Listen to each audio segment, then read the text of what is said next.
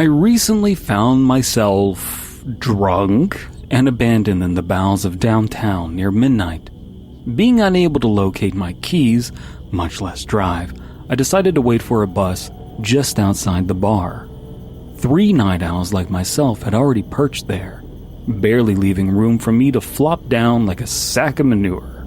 "She plays the flute," spoke a young, bedraggled woman who looked as though she had just gotten off work in some cliché diner. "She's really gifted." Focusing my weary eyes on the woman's hand, I spotted a small school photograph. As soon as I could make out the smiling little girl's face, the picture was quickly stowed away in the purse from whence it had come. "Take a look at this and tell me you're not jealous," laughed a fat, bald man as he leaned over and extracted a wallet from the back of his already overburdened pants.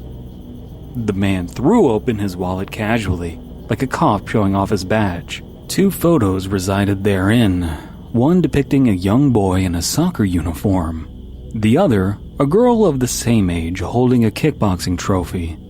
Both were blonde, beautiful, and identical. "Ooh, twins," the tired-looking woman cooed.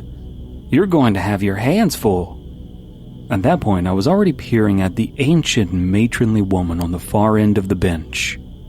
I had wondered what she was doing out so late at night, but the way she was rifling through her large, cluttered handbag quickly stole my attention.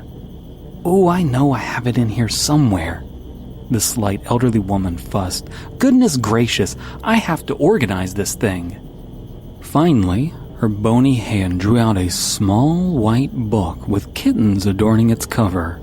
She sighed, stroking the glossy surface with her wrinkled fingers, and shot a proud smile at the 3 of us. "This is Peter." She opened the book and pointed. "This is Marshall, and this is Kyle. This is Megan? No, Maggie. Megan is the one with red hair. I swear, it gets harder and harder to keep track. Here's Donald. He's already in the debate club, if you can imagine that." The woman must have shown off 15 to 20 children, and she seemed more excited by each one as she went. When the exhibit was complete, she let out a delighted sigh and delicately returned the book to her bag. "I don't know how you do it." The fat man shook his head and smirked. "I have enough trouble with one." The waitress smiled sadly. Then, focus turned to me. I had been listening, eavesdropping, really, and they had noticed.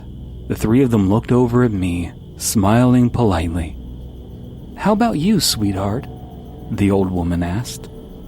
"Yeah." The fat man sat forward with interest. "What are your dinner plans?"